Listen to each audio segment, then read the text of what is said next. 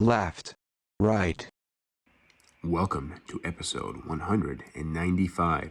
Today's episode is a bit of a grab bag, but we do talk a little bit about the real estate Ponzi scheme in China. If you're not familiar with that, listen on to learn more. This is SipTalk. Grab a drink and enjoy. Process failure.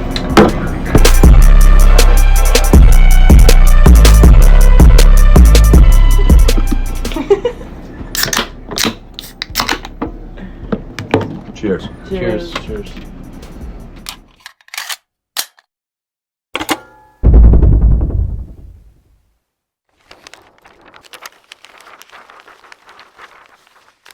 We are live. Welcome to SipTalk, episode 195. It's going to be a good episode. I have a good feeling about it.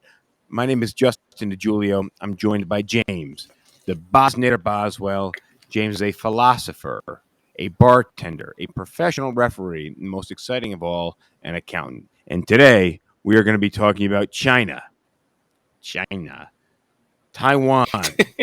We're going to talk about some traffic problems, maybe a little climate change, deaf abortion, voting rights, and we're going to throw Alex Jones in there. For those of you who don't know who Alex Jones is, we will get there. But I got to ask you, James, right off the bat, how's it hanging down there in South Carolina?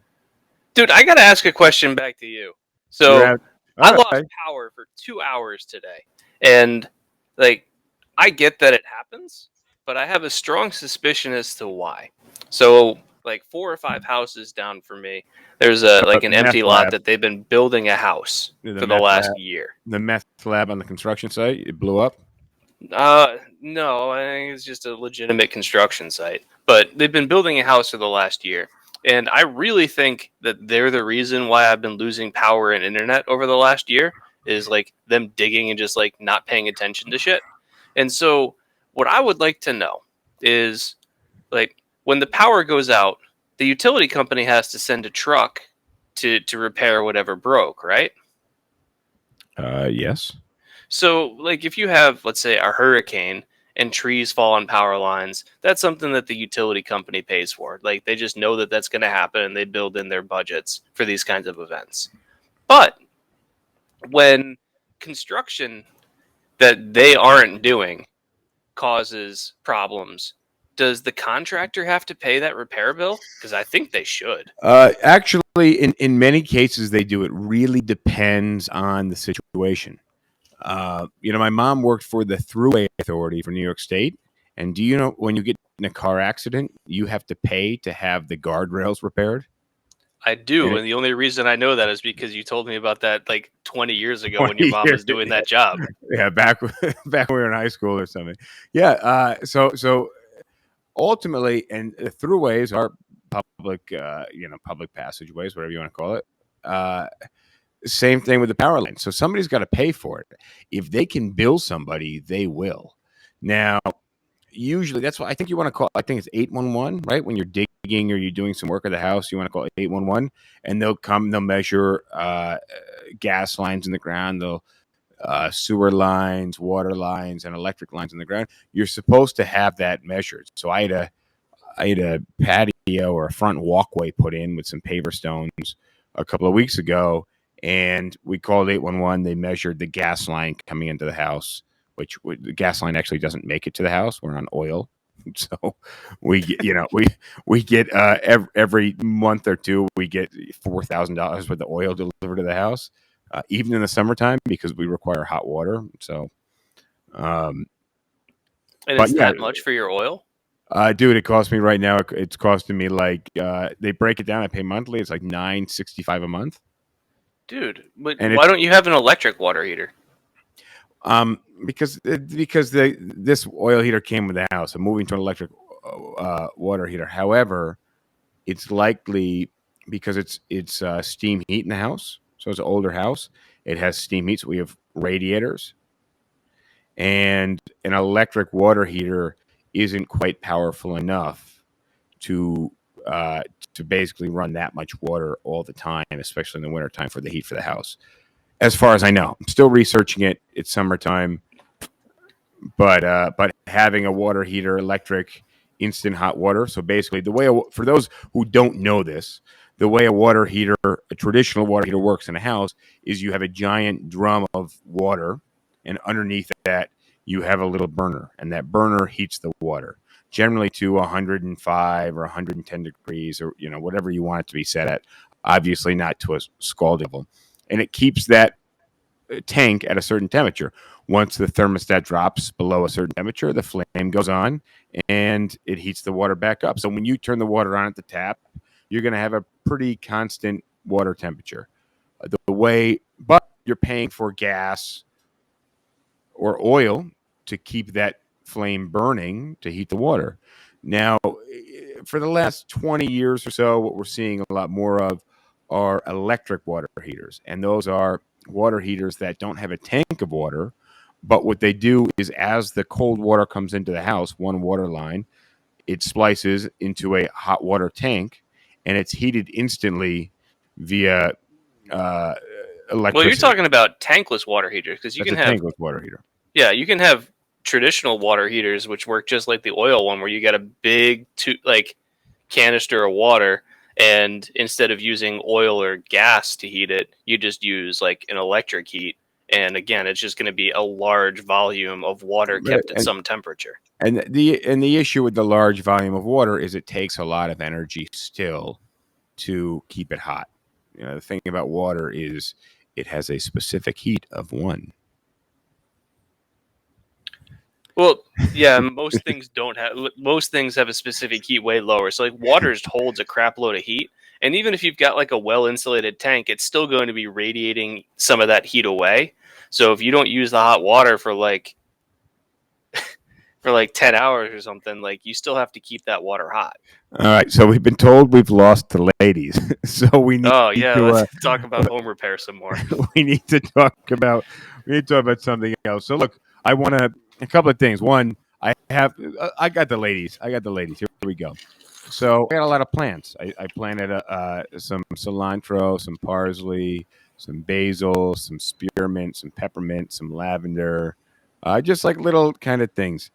And it's been hot outside, so I have to water this stuff every day. So I was just eating dinner upstairs, and I heard this big crash, and I was like, "Oh fuck, what happened?" I look out and I hear this noise. I'm like, "Oh, something like a fan fell over." I hear this noise like rumbling, and come to find out it's pouring outside. I'm like, "Oh hell yeah! I don't have to water anything. It's pouring." And I look outside, and you can see these big water drops coming down.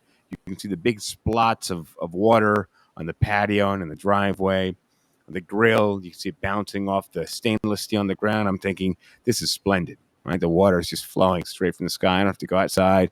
It's 92 degrees outside and stand out there for 40 minutes, water all of our trees and plants. And then the rain stopped like 40 seconds later. In about 5 minutes, the driveway was completely bare dry. Everything evaporated. There was that was it. That was it.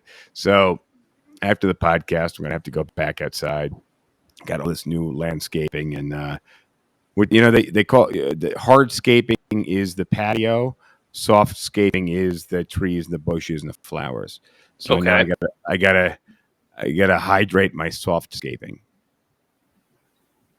after the podcast. Never heard that phrase before. If you're gonna speak Spanish, I join the chat. ¿Quieres hablar español?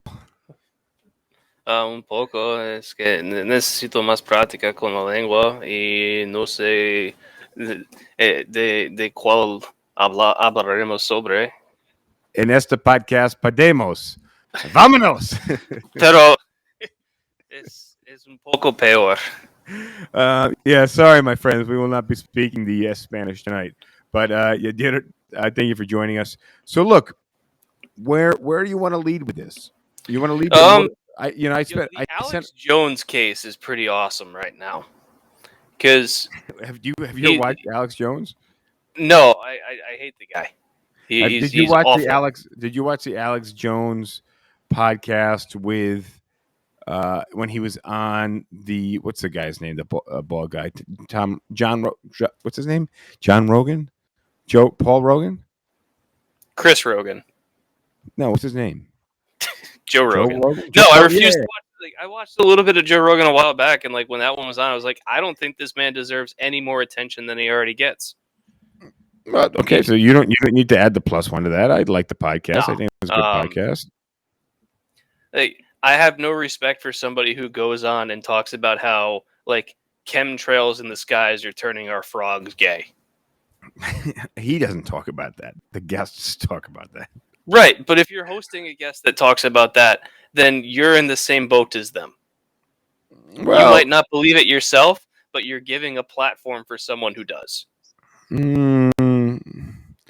you are giving the platform. I definitely can't argue that. But a lot of times he has a decent amount of skepticism, and he looks at people like they're batshit crazy. No, it's more like first of all, he doesn't take any of them to task anywhere near as much as he does. Second, that these people are so far out there that even allowing them to talk, even when they're being challenged, is harmful because they're still spouting their ideas, even if they're being contradicted.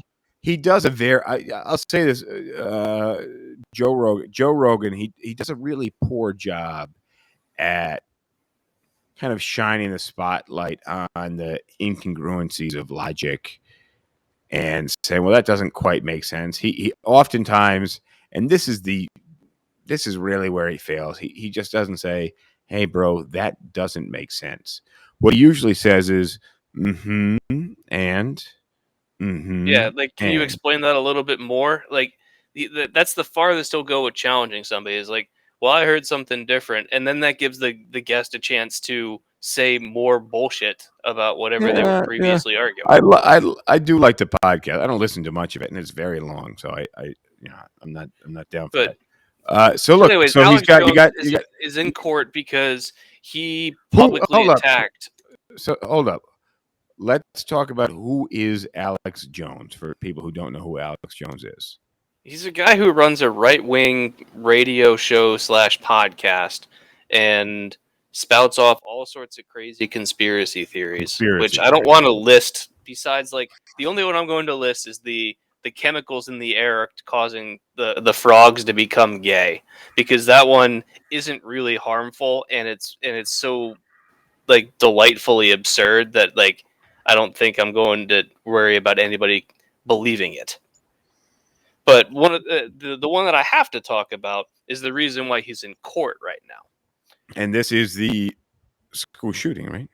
10 years ago when Newtown, Connecticut, the Sandy Hook shooting, he talked about how the Sandy Hook shooting didn't actually happen, and it was just a political stunt to give the Democrats backing to restrict gun rights, and that the parents were paid actors, and that no kids actually died. And this wasn't just like a one-time thing that he said. He said it a number of times on his show, to the point where he was really representing that this was something that he believed. And he got sued for defamation in a number of states. But there's also a lot of followers. There was a lot of followers to this idea. Yeah. But there wouldn't have been if he hadn't been ranting about it constantly. Agreed. And so he is in Texas right now in court, and they are in the damages phase of the trial. So he's already basically, like, it's a civil trial, so he's been found liable. And now they're trying to assess how much he has to pay. And I believe it was yesterday, there was a fantastic moment in court where... You're talking about the cell phone? Yes. Yeah, all right. That's what I thought. That's where I thought we were going with today's topic. All right, hit it. Where the plaintiff's attorney asks Alex Jones if he knows what perjury is, and then says, like, at some point in the past, Alex Jones's lawyer sent him a complete copy of all the files on his cell phone going back 2 years. I don't think it was just files. I think it was also text message conversation. Right, yeah. So, like, everything that was on his cell phone. So, like, take an image of the hard drive of his cell phone. That's what was sent to the plaintiff's attorney by the defense attorney. And the defense attorney didn't mark any of it as privileged, which he had the capability of doing. Because like Well, in the discovery stage, a good attorney would have. right? Yeah, a good attorney, and then they can kind of go back and forth because even though like the plaintiff attorney has all of it, like, and he can read through all of it. If the defense attorney marks it as privileged, he's not allowed to bring it up in court. He's not allowed to reference it in any way. The defense attorney didn't mark any of it as privileged, so the plaintiff attorney is in court saying, I've got your entire cell phone record, all of your text messages, everything. And you know who gave it to me? Your Your attorney. attorney. I listened to it this morning, or maybe it might have been last night, but I listened to it and I was like, "What the fuck?" And what's even better, there's no end to how good this story is, because immediately within like a day, the January 6th committee said, there might be some interesting text messages on there. We're going to subpoena it. Because Alex Jones was in the meeting the day before January 6th. Oh, The planning committee. He's very hardcore right wing. Yeah. And he was very big on Trump, and he was very big on the election conspiracies too. And he was part of a meeting in a hotel room on January 5th, ostensibly planning out the various activities related to the coup and the insurrection the next day. So you would have to think that he's got text messages that are of interest to the committee between him and the people who are planning it, and possibly some of the politicians who are in on it. So the January 6th committee immediately subpoenaed it. And if you're the plaintiff's attorney, like, you're going to be more than happy to turn this over. You're not even, you can just be like, what forms do I need to file, and what format would you like me to send it in? Because it doesn't cost you anything. And also, you're representing families that were harmed by this person. And well, so like, I mean, to but further really, put the this fact. person, No, I mean the issue is that this guy is a crazy person who makes money off of crazy ideas, and doubles down on them to make more. Yet, oftentimes when he doubles down, he encounters a little bit of trouble, but he's making enough money that he can use that money to kind of make those problems go away. However, well, he's also claiming bankruptcy because he took all of his debt. He created a shell corporation to run up a huge amount of debt, so that way he could claim personal bankruptcy, which the lawyers are seeing right through. well, and that's So he's not even willing to take responsibility for his actions. yeah, and that's where and that's why it's funny. I would encourage everybody to.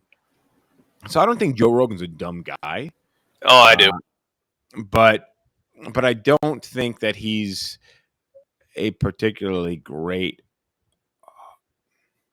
host. He doesn't bring much of a lens of his own to his guests. So Joe Rogan is a dumb person that has learned how to disguise it. But I think that's trait of a smart person. And No. I'm not an intelligent person, but people look at me as intelligent because I use tactics that intelligent people use. And I question a lot of things, and I try to distill things through my own filter.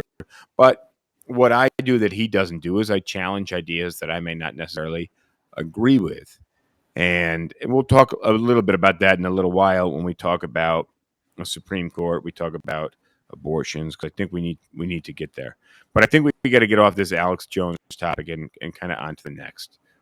Do you have a topic on deck, or you want me to lead with one? Because I got a quick one.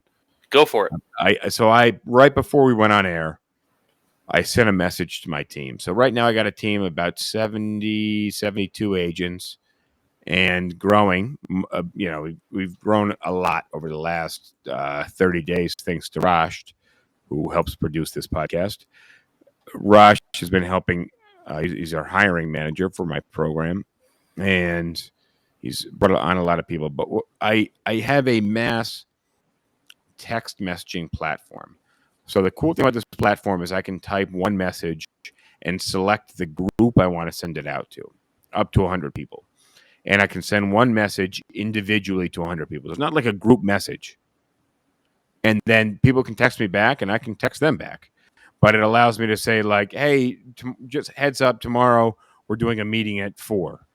And and everybody gets that message. It takes me 20 seconds to send that message. And then if people message me back, oh, I can't make it. Oh, will it be on Zoom? Can you send me a link? I can message them individually, right?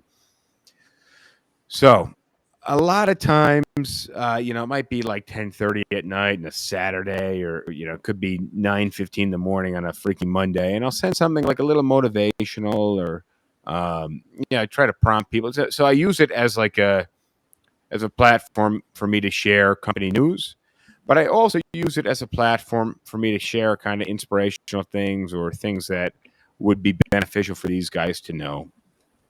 But what I sent to the team tonight, and if you know me, you might understand this, but what I sent to the team was, hang tight while I pull this up here. Are you screen sharing it? No, it's just a text. And the You can text, screen share a text. the text, and I quote, says, motivational statement, emoji, command for action. You're up. And unfortunately, I got back like 40 messages saying, I'm confused. What does this mean? But what the message says is, motivational statement, emoji, command for action. You're up. And a lot of people got it. A lot of Yeah, it's meta. It's just like, hey, something like, it's basically, instead of actually using a motivational statement, it's just the word motivational statement, which I might on a normal night at 9:00 at night send a message out to people that's a bit motivational, and then throw an emoji in there, and then some command for action, right? And then say, all right, what's your move? Like, you're up, you're on deck. But But it's too meta for a lot of people to understand what you're actually trying to say. and I'm realizing, because I got so many messages back. What is this? I don't understand. Why are you sending me this? And And you could just be like, yeah, my templating company screwed up. well, then they would actually think like I have. A lot of people don't think it's me sending the messages. They think it's like the company generating messages. So that's a shame. But that's what about 10 minutes before we went on air, right before when I had that phone call before we went online, I said, when we were on the phone, I don't know if you noticed, you were talking to me. I was kind of spacing out because my phone was going. So, and people just say, what is this? What are you trying to say? All right. I got a nice. You should just here. you should send out something super cryptic sometime, like the kangaroo flies at midnight. You know what to do. Unfortunately, the new batch of agents, they don't spend enough time in the office to understand me, and the thing is, like, people will get that and they make some complaints. You don't even know, man. I had a complaint from an agent this week. This lady went wild. She went wild, and we had to release her license. I'll share with you real quick what happened. So basically, we hired somebody 2 weeks ago.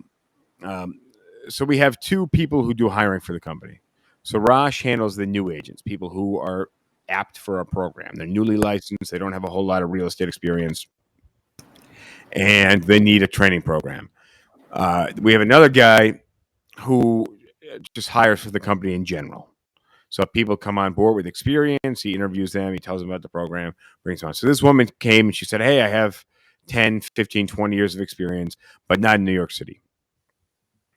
I've worked in New Jersey. I've worked in the surrounding areas with my properties and my family's properties, but I could use a little guidance. So I interviewed her and I said, all right, happy to give you some guidance. We'll work out the commission splits. And she was a little eccentric. In what way? Her hair was not a natural hair color. She had some tattoos. She was wearing clothes that were just, you would notice this person, which isn't a bad thing. It's not a derogatory thing. Eccentric isn't a derogatory thing. It's just somebody who stood out. And she left the interview. And then 10 minutes later, she came back into the office.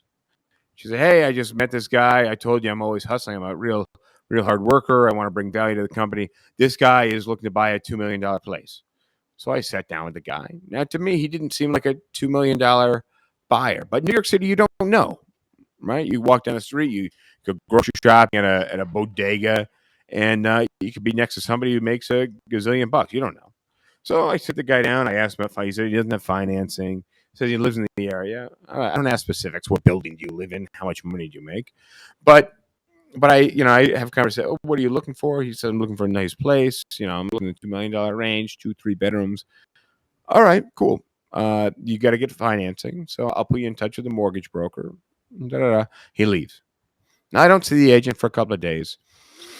So on August 1st, I send out a text message. I just told you about the platform I use, right? Mhm. I got 100 people I can message in one message, but it's not a group message, right? So people can answer me. It's not going to everybody else.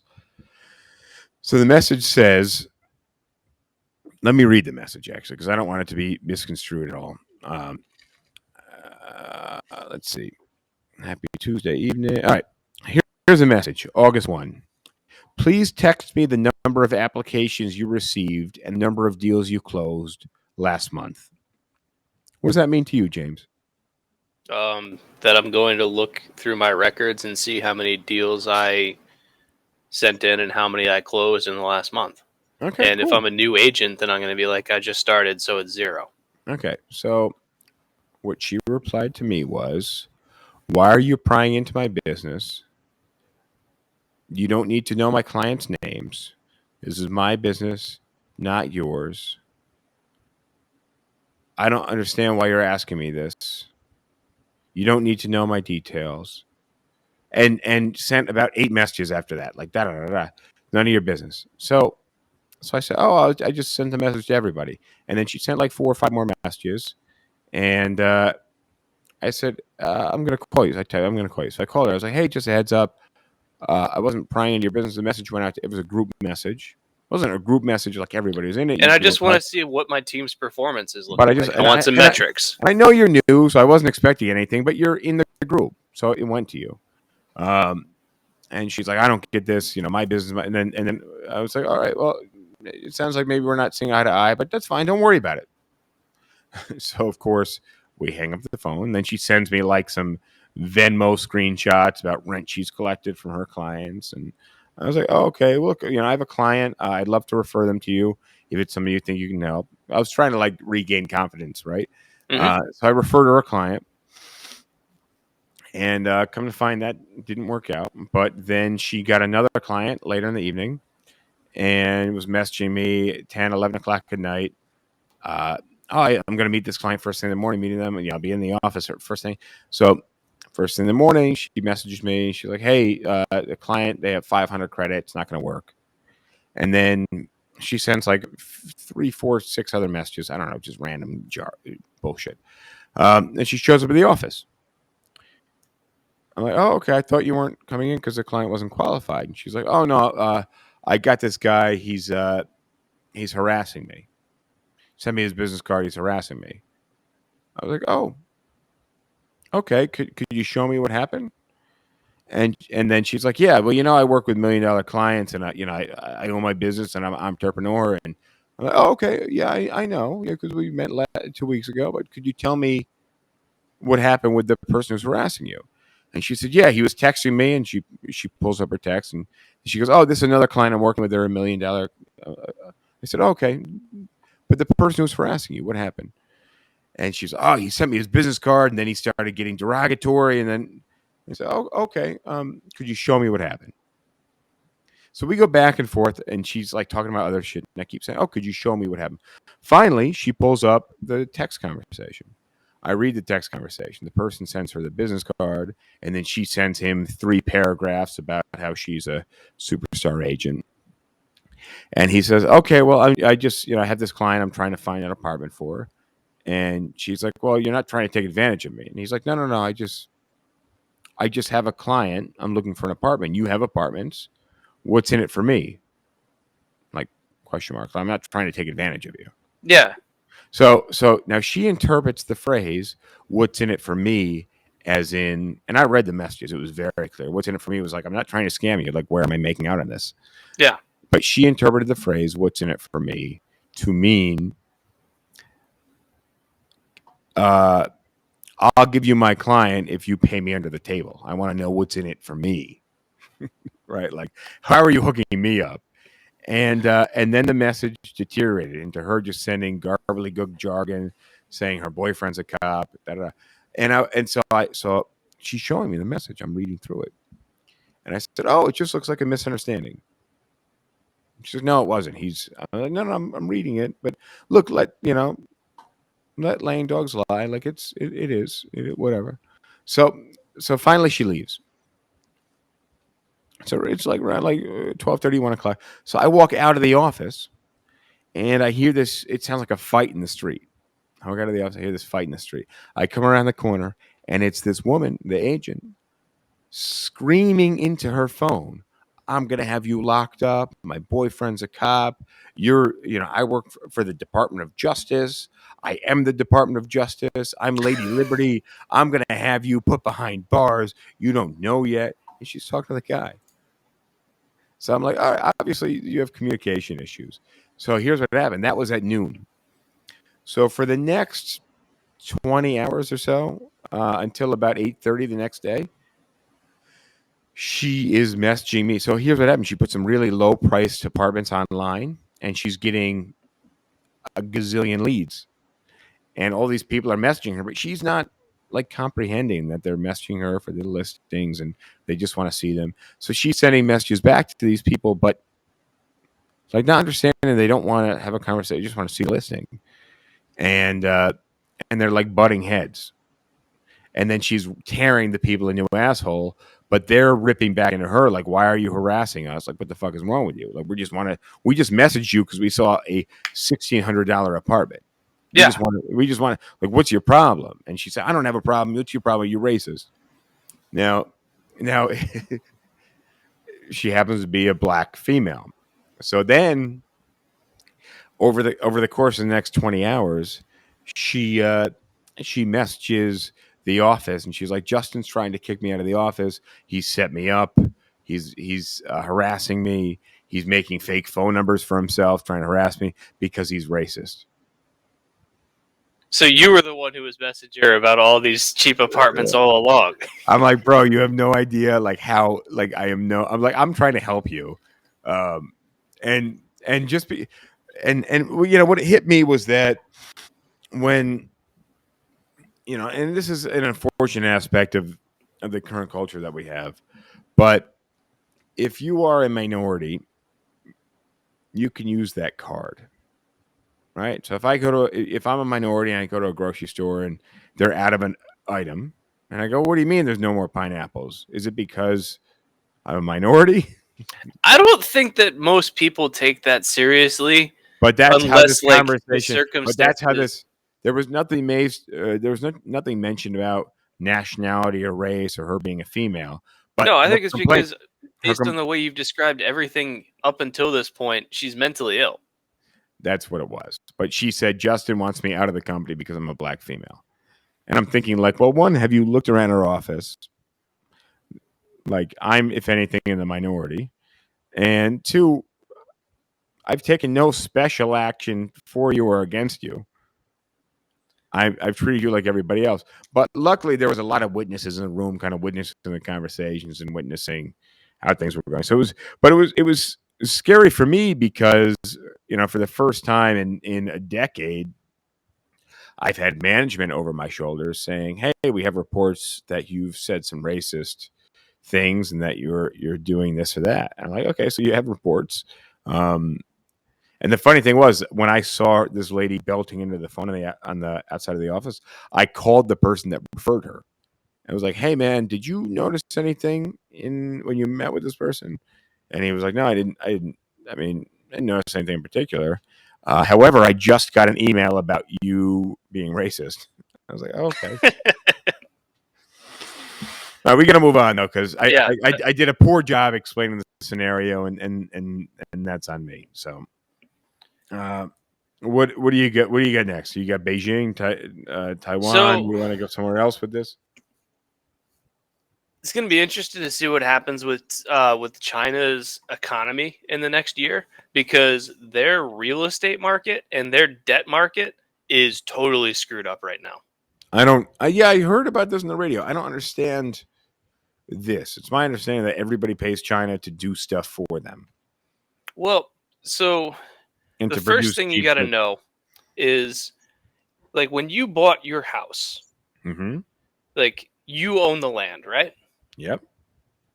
There's nobody else that owns the land. It's you are the one who owns the land, and you pay property taxes on it. But Well, I just got a sewer bill for the. I'm paying to have some pipes of human shit running through the yard.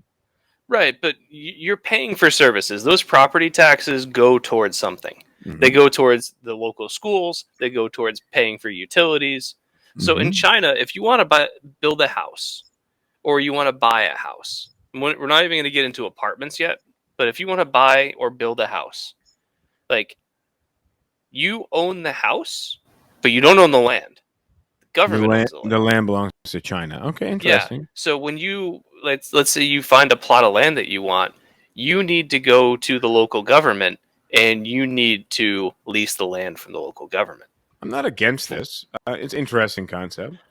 No, but this is important to understand for how, like, this is kind of the foundation of things. And Mhm. so a lot of local governments in China, this is their main revenue stream, is land leases to Well, we have that in New York houses, City. We have this. That we have. factories. Yeah, there are a lot of co-ops that are built on land that is leased. I actually have. I had the co-op. Leased I from have, the city? Yeah, I have a co-op right now that's on a land lease that expires 2095, and we've had a lot of buyers for this place. Actually, the land lease expired this February, and it was on like Billionaires Row. But the place, so rather than the apartment selling for $1 billion, they were selling for $159,000 because the land lease was up. So you buy this co-op, but you're buying shares in a building that could get torn down in 6 months, right? For 150 grand, which is no small amount of money, but it is still a share of whatever on Billionaires Row. Yeah. So and Raj asked, are there people owning land in China, or does it all belong to the government? I believe it all belongs to the government. So here's the thing. That's how local governments make most of their money, is through these land leases. Now, in China, culturally, owning a home is one of, if not the most important, like, aspects of, like, personal success. Is if you own property, you're successful. The more properties you own, the more successful you are. Okay. And so it drove this craze of people trying to buy property wherever they could and taking out tons of debt to be able to buy that property. Now, developers were very happy to oblige in this, and people would pay like the full amount for a property before construction had even started. As in, like, here's an apartment that I really would like to have. Where's the apartment? Well, it's about 200 feet up in the air, but the building doesn't exist yet. the building doesn't exist and the land might have been cleared. I'm not sure. And so you had developers that were taking in tons of money, pre-selling all these things. Yeah. And instead of actually building the apartments or the houses, what they would do is they would take that money and use that to lease out more land. So that way they could have more land to build on and more imaginary places to sell. A bit Ponzi. Yes. Okay. Yeah, it's exactly the same idea of you're taking your investors' money to buy more investments and get more people in on one pyramid level lower, which theoretically, providing you're not spending or using any of the money, is a sound investment style, but that's not how it ever goes. And so you've got these people that, like, have mortgage payments on property that was supposed to have been built 3 years ago that still doesn't exist. And so you've got a whole bunch of people in China right now saying, like, yo, we're not going to make any more payments on these mortgages. Like, until we actually until like I have a key to the door, I'm not making any more payments on this. Okay. And was this like what spurred this action and how so in mass? Well, I think it, like a lot of things, started off small and people got progressively more and more sick of it, and it's just started to catch on. Where like the early adopters to this real estate craze are probably the ones that are starting to realize, like, yo, I've been paying 3 years on this mortgage and I still don't have a house. What gives? And once they started like this movement of like mortgage protest, then anybody that heard about it would say, hey, I bought a place 6 months ago that also doesn't exist. I don't want to pay on this mortgage when I don't have a place. So we have And a bit of so a it's we're just having a kind of bit of caught a on. kind of crash, waterfall and cascading type issue. Yeah, and the problem is some of these places are never going to get built because the developers put that money into land to build more places or to sell more places instead of constructing the places that they had already agreed to.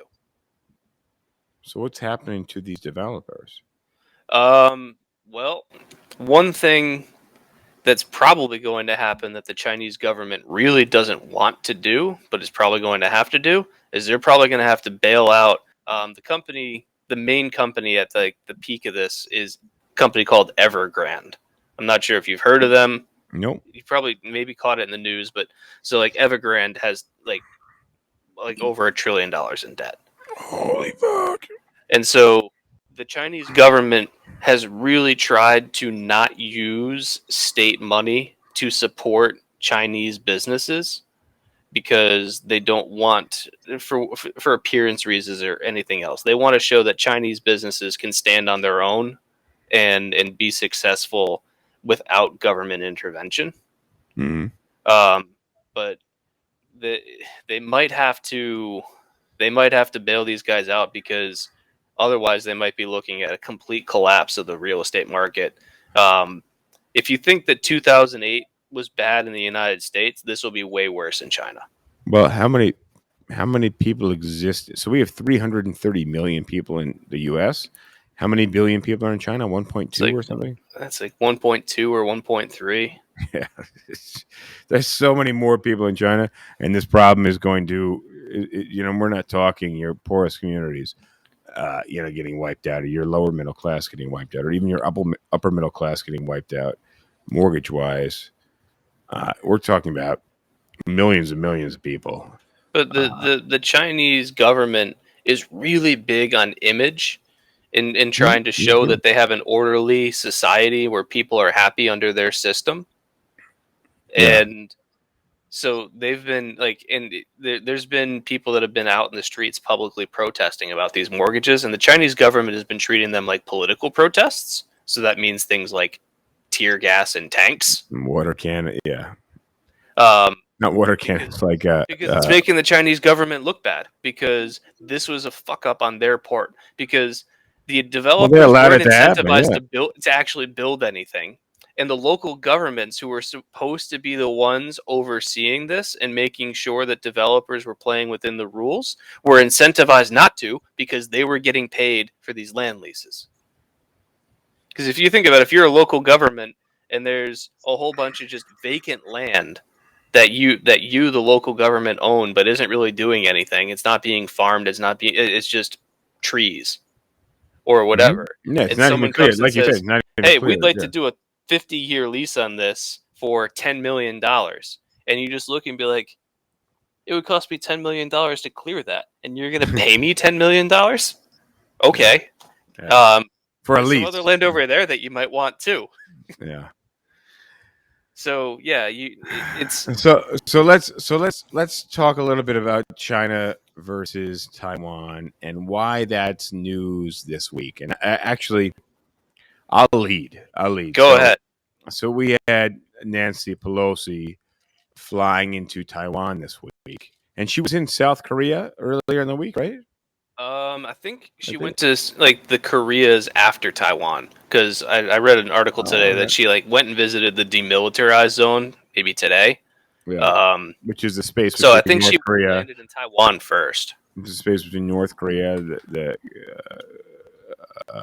communist country, and South Korea, the Republic of South Korea, right? Yeah, which is a pretty healthy democracy. Yeah, South Korea is not doing too bad at all. It's small.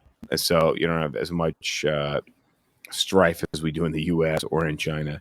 They've But got a lot of advantages. They've got the kind of cultural Asian work ethic, which I know comes off as racist, but like it's a real thing. it is what it is. Yeah, you can. And We all know, even Asian people and Indian people know that Americans don't work as hard as their cultures do. You can look at the but they students. also have like a relatively homogenous culture, so it's easy for them to just kind of like get behind ideas and push them forward. Let me ask you a question.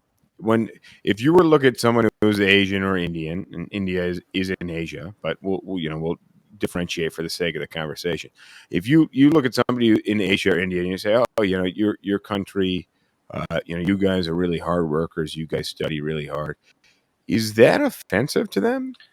Because my thinking would be that would be offensive to the Americans. Well, But I but think also it's but also offensive in that you're stereotyping, even though it's a positive stereotype. well, I mean, you're generalizing based off generalizations. You're based off a general trend. Is there, I drive in New Jersey and I drive in New York and I've driven in a gazillion other states. I can tell you, New Jersey, when the speed limit's 65, almost everybody is doing 80 or 85. Now, if I have a conversation, people are like, oh yeah, New Jersey drivers drive way faster than New Yorkers. That's my perspective. Now, would somebody be? I don't think you're doing an apples to apples No, comparison. I feel like I'm not either. I Because feel like like I'm not here's driving. another example, and this I think makes it a little But bit clearer. Is if you talk to like a black person and be like, oh, black people are just so much stronger and faster than white people. but again, Again, it's a where is positive stereotype, but it's still something that like it's racist. You don't say that. yeah, it's again.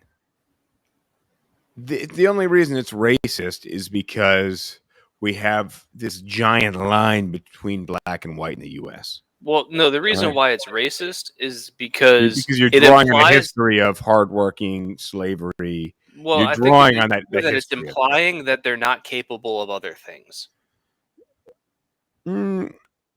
I wouldn't say that there's that implication at all. But I would say that it's a very blind stereotype. However, you have to, so it's offensive if you're black. But you have to figure out, where are you drawing the offense from?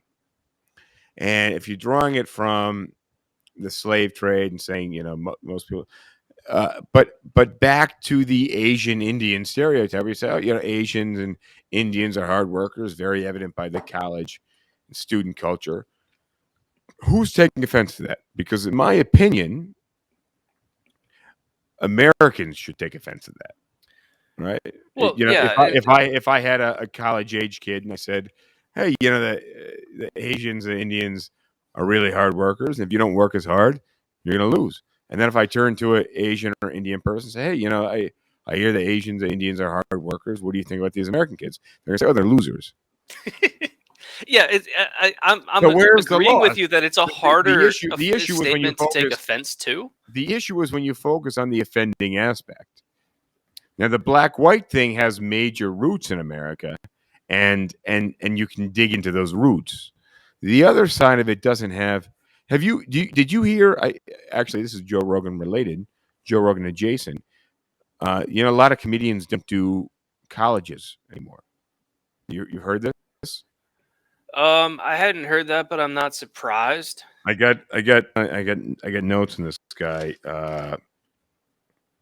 His name's Nimash Patel, and he was doing a comedy routine in Columbia University. I've actually seen this. Yeah, and he had like a 90-minute spot, and he said that's a long time for a comedian. Yeah, but you're the headliner, I guess, right? So he had this long, either hour, 60 minutes or 90 minutes, had this spot, and I don't know what it is, because he actually he sounds like he kind of did some double speak. He said two different things, but his joke, the one that changed the crowd, was he said, he knows that being gay isn't a choice, because who would want to be black and gay?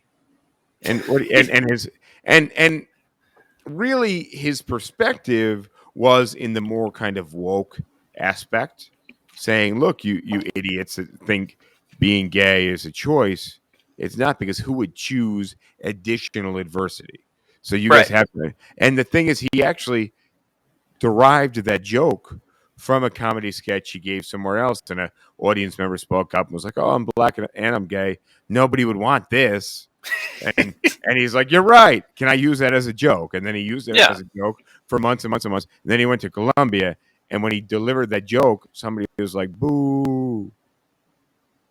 And he was like, "What do you mean? This is as woke as it gets. I'm telling you guys who wants it." But he ended up getting booed off stage, and they ended up cutting his mic.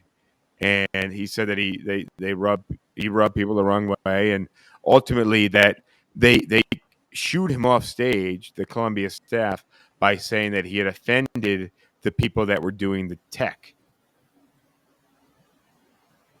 That's just a cop out. Well, But that was their rationale. If you say you offended the audience, he's going to keep going. Be like, yeah, but a lot of the audience is laughing. If you're like, oh, you're offending the people that are doing the tech, you're like, oh shit, we can't go on. But I'd be like, all right, I'll do this with no mic. I'm good.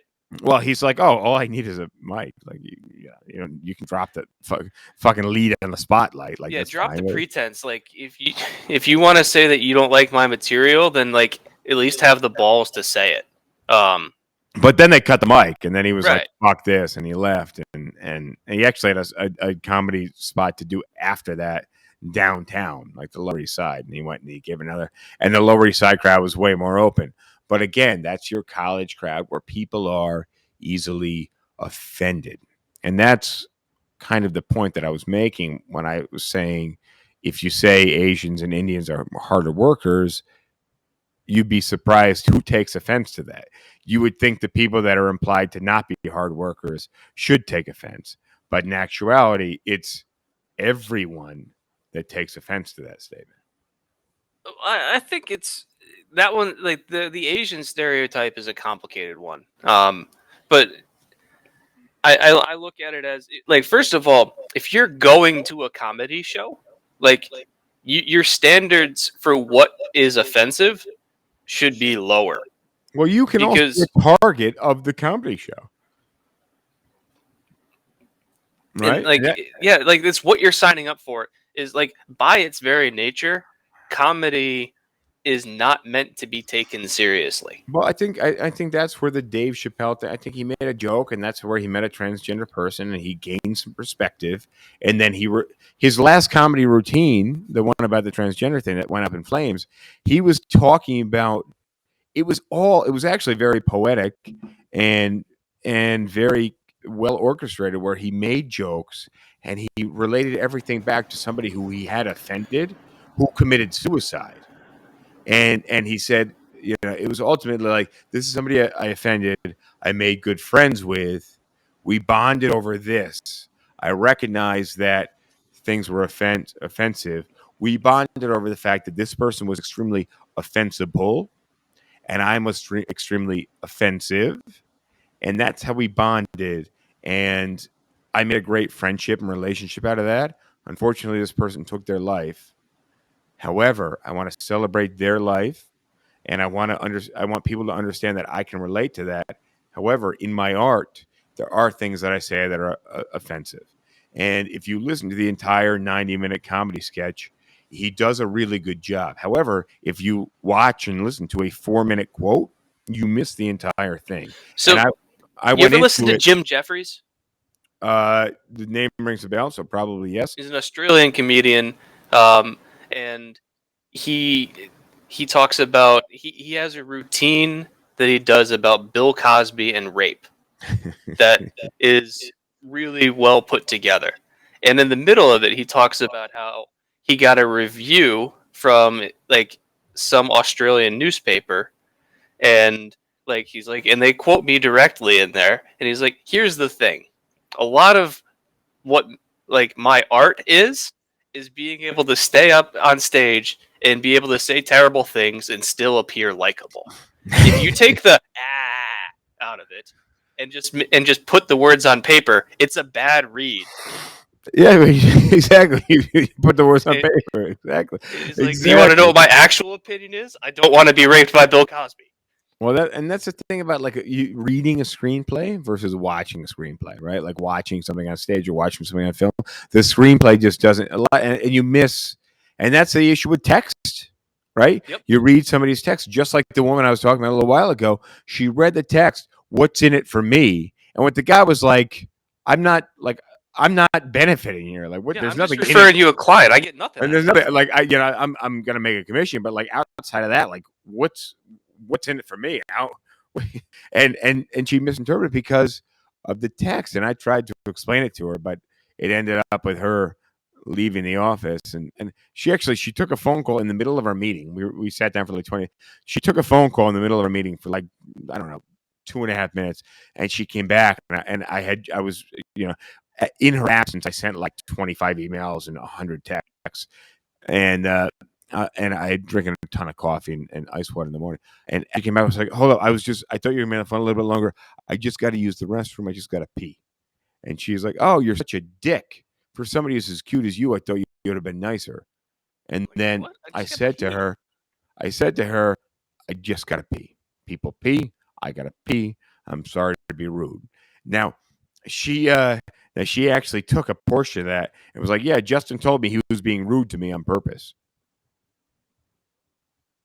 What? No, I apologized if you thought I was being rude. I was just telling you I needed to go to the bathroom. But that's the disconnect we have. And I think, I told my team this week, the guys that were in the office over the last 2 days, I was like, guys, you understand communication skills. Communication skills are where life is at, where success is at, and where this business is at. Where I sent these guys a message that said, motivational statement, emoji, call to action, right? And most of these guys replied to me kind of hands up. What do you mean? That's where we were lost. But like in regards to the Chappelle thing, like that's a case where I think actually both parties handled it poorly because like the parties that wanted to tear him down were taking his routine and taking bits out of context to make it sound bad. And it's very easy to do that with anybody, but especially a comedian because they're going to say things that don't make a lot of sense if you only read 2 sentences of it and it's part of a 2 or 3 minute bit. But at the same time, the way he reacted to it was also very poor. Who's this called drunk on YouTube? I'm curious who that is, but they said, does being rude even exist in 2022? And I think it does. And the bar has been lowered. Yeah, it has because people perceive being rude really easily. So we got about 2 minutes left. I want to talk real quick about abortion law if that's cool. But do you think we can do that after the break, after that 2-minute break, once we drop Instagram and Facebook? Yeah, we'll do that in like the secret episode portion. I mean that goes. So for those of you guys who are listening to us live, if you're watching on Instagram, we drop your feed at the 1 hour mark. So unfortunately, you can hear a little music, you can hear us intro, and then you're going to hear a little music, and then we're out. Instagram live. But if you're watching on YouTube, Facebook, Twitter, or Twitch, you'll be able to watch us live. Same thing on TikTok. But real quick, is Rosh free to go? Can we handle this on our own? And I want to respond to what Drunk just said. Well, if Rosh got to go, he can. I like having Rosh here, but if he's got to run, he's got to run. But my point is, you can also subscribe to us on YouTube or any audio podcast platform, and you can download these. You can listen to them in the car, you listen to them on the train, you listen to us anywhere. If you enjoy the conversation. So Drunk says everybody these days are so sensitive, it's impossible not to offend at least one group. And I think that's actually correct. And like but I like being offensive, and I actually like people being offensive to me. One, because I'm pretty confident in my role. Like I can tell you one thing, I've made less money over the last year, and I'm way out of shape. than I've ever been over the last year. And people can like lay into that. I'm cool with that. Like we're on the same page. Right. But I also know who I am. I know who I've been for the last 3.5 decades. Let's Yeah, and all right. Those of you guys on live Instagram, we will see you guys next time. Adios. like I think a lot of it has to do with intent, where if you're not meaning to actually offend somebody, like you can say something that's offensive and like let everybody know that it's in jest. And Yeah, but that's the context. I feel like drunk on YouTube might be Ronald, but I could be wrong. I'll tell you who Ronald is afterwards, but I could be wrong. But I like that perspective. I like everybody seems to be so sensitive these days. Everybody is so offensible, offendable. but I think that it's best to just go through your life trying to not cause undue harm, but at the same time not being so overly cautious that you're not able to express yourself as a person. And there's a balance there. Yeah, I do that in a rush. You don't want to push people out of the company. Like some people, we actually do want to push these guys out of the company because they're not going to have a successful future. So the sooner they're out of the company, maybe the better for them, maybe the better for us. Well, I mean, A if you've got random somebody guy that's who found you insulting clients or whatever, I'm just a random guy finding you. well, Well, that's great. subscribe, throw some comments out there. Let us know what you want to hear about. But I appreciate the comments, drunk at YouTube. But sorry, James, I cut you off. Well, I didn't mean to. I mean, when it comes to like pushing people out of the company, like there's a certain line where like if they've got like your company name tagged on like their emails and stuff, and they're sending all these like completely unhinged emails and text messages to potential clients, like sure they're making themselves look bad, but they're also making your company look bad because like if I'm a client and my real estate agent is like sending me any of the kind of stuff that you described, then not only am I not going to use them, but let's say you reach out to me and say, "Hey, I heard you had a bad experience with so and so, but like she's no longer with the company, but like I've got some other great agents that would be able to help you out." My answer is going to be, "I'm going to look somewhere else." Yeah, no shit. Why wouldn't you look somewhere? You've already been offended. And not Right? only that, if somebody else says, "Hey, I'm thinking about using your company for my next apartment broker," I'm going to say, "Don't use them. The person that I had from them was completely unhinged." Yeah, well, this lady was crazy. She lasted less than 2 weeks. I got to re up and get some ice cubes. Can we reconvene in about 20 seconds and talk about? Sure, I got about 10 minutes or so. I've been drinking a pre-workout. I'm trying to get a bike ride in tonight, so I wasn't planning on going too much later because Okay, these you know how pre-workouts hit you. the timing is important, but I want to talk real quick about the Constitution and abortion. So Go let me get your grab ice some. and let's Let hit me grab that. some. Let's see if I'll we be can back. I'll tackle be that in back five to quick. 10 Yeah. minutes. All right. Cool. Be right back. You gotta talk to the people that are still online. So What that's do you on you. want? You want me to introduce like what happened in Kansas? Why don't you give a spot? Well, yeah, you talk about Kansas. So Kansas, I think it was like 2 days ago. Actually, I responded drunk. Yeah, so I've been doing a lot of my bike riding at night because I, even though I live on the East Coast, my job is West Coast hours. So by the time I'm done with work and after I take my nap, it's dark. And I found that riding at night is really, really peaceful because it's cooler. You don't have the sun in your eyes, and there's a lot less cars. And you put a bright light on the front of the bike, and like you just have like the whole world to yourself. But I And like running at I like running at night. The thing I don't understand. Growing up in high school, we used to run at 10 o'clock at night at the school track. that later than that, there were nights that we didn't like start our run until like 1:30. Yeah, but that's how we grew up. So the fact that a lot of people aren't like willing to burn the midnight oil or the early morning oil when it comes to fitness, or when it comes to, when I wrote our agent training manual for the company, for the Julio Group, not for the new company, I was waking up at 4:30, 5 o'clock in the morning and just being like, oh, I woke up to pee. I'm going to stay up and I'm going to throw my mental energy into this. Yeah, so Drunks says he lives in the Midwest and likes going for walks at 2 a.m.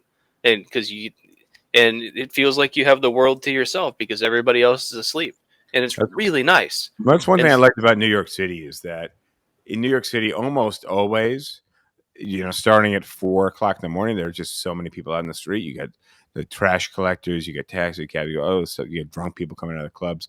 But there is a kind of, between 2 and 4 in the morning, where the city, you can walk down blocks and there's fucking nothing. And it's quiet. The quiet is nice. I like the quiet aspect of Manhattan after hours. So look, can we talk real quick about abortion and the Constitution?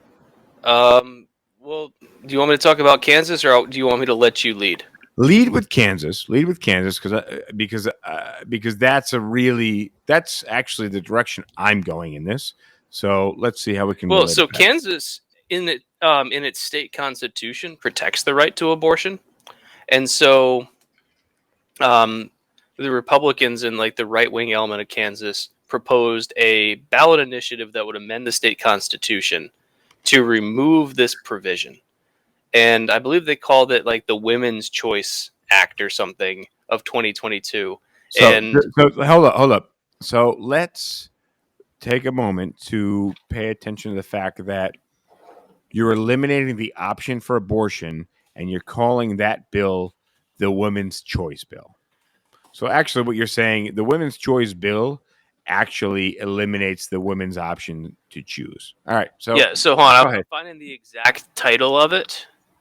I want to find the text of it too, because it's crazy. But anyway, let me just, and that's why I want to talk about the Constitution, because the Constitution, written in the late 1700s, after the Declaration of Independence, we're talking Alexander Hamilton, John Jay, these guys got together and they formed the Federalists.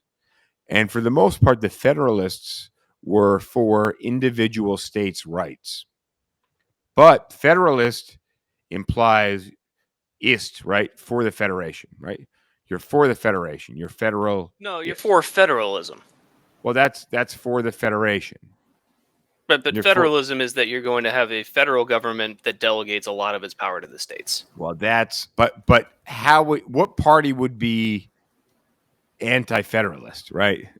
That means you would be against the Federation. So developing a party to be anti-federalist is very difficult. So the title alone, Federalist. All right. So here, I'm going to read the text of this ballot initiative because it's really shittily written on purpose. So, should the following be adopted? Quote, because Kansans value both women and children, the Constitution to the state of Kansas does not require government funding of abortion and does not create or secure a right to abortion. To the extent permitted by the Constitution of the United States, the people through their elected state representatives and state senators may pass laws regarding abortion, including, but not limited to, laws that account for circumstances of pregnancy resulting from rape or incest or circumstances of necessity to save the life of the mother. So if you vote yes on this measure, then you eliminate the provision in the state constitution. But it's worded in such a way that if you just read it, you're like, yeah, I'm going to vote yes so that people can have choice. But you had to vote no to preserve the right. So like it was a really shitty and underhanded tactic to try and get people to vote in a way that they didn't actually want. But at least they're giving the state the right to vote, except albeit. And the name of it was called the Value Them Both Amendment. Albeit at least they're giving the state the right to vote on this, albeit one that is confusing as fuck. Just like in New York State, where we have this new bill called the Good Cause Eviction Bill, and they're they're selling it as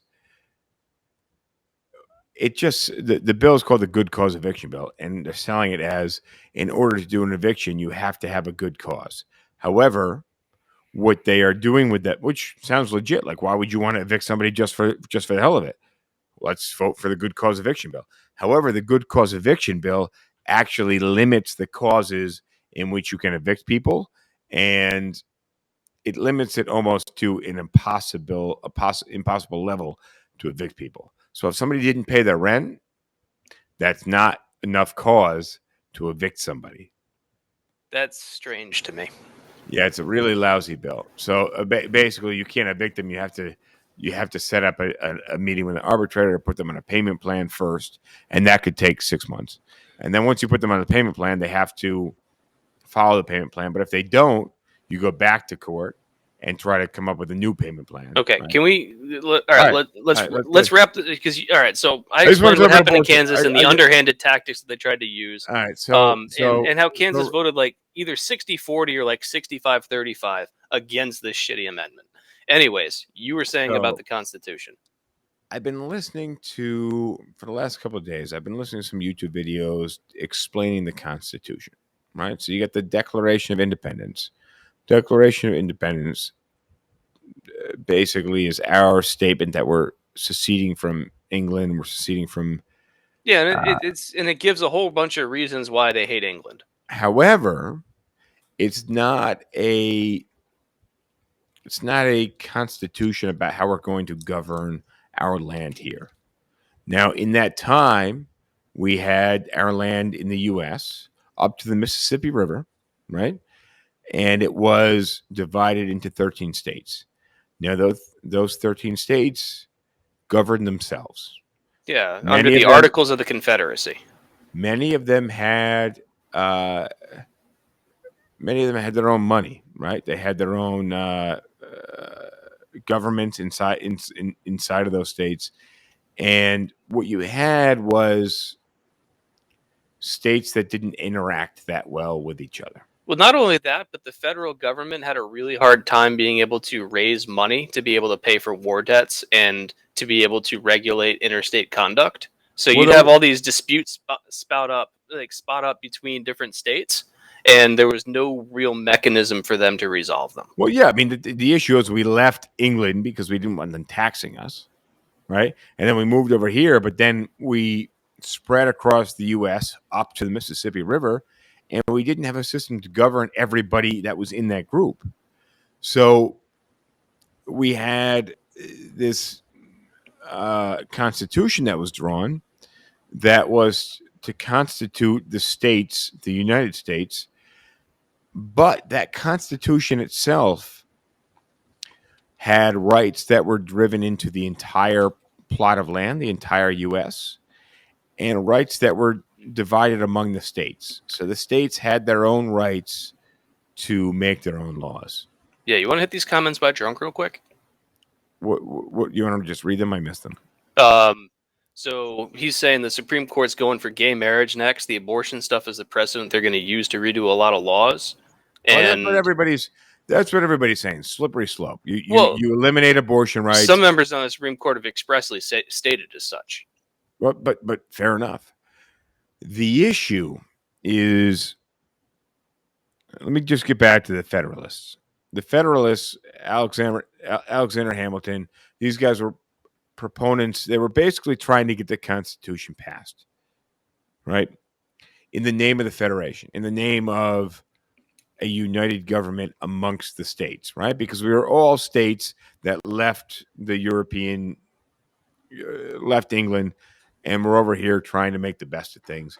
However, it's tough to make the best of things when you don't agree with your neighbor.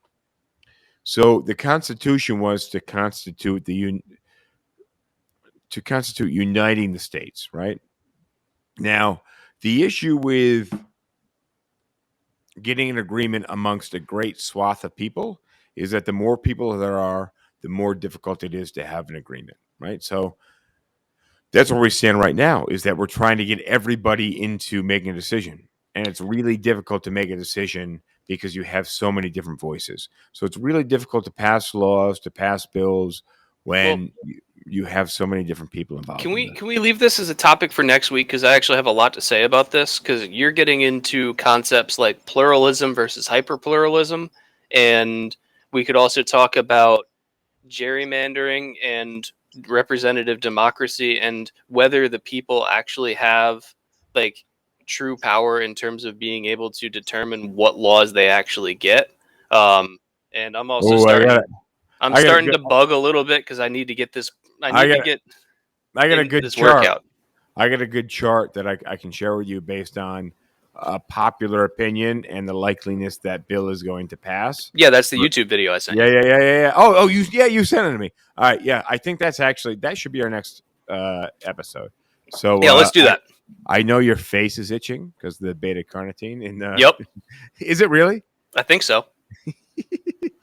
All right. Yeah, there's a crap load of caffeine and some other things in there, but that's to get me motivated to go out and ride for like an hour and a half. I was going to drink water for this episode and then go to the track after this, but I'm drinking straight scotch for the entire episode, plus a couple glasses beforehand. So kudos to you, James, and those of you who are listening. And kudos to you, Drunk. We all wish we could be, well, drunk. Yeah, well, I am. But for those of you who joined us, thank you. Make sure you follow us on YouTube. And Drunk, thanks for the sub, and tune in next week when we talk more about a lot of the things that you've been mentioning in the comments. We're going to go into more depth on them next week when we have a proper hour to dedicate to it.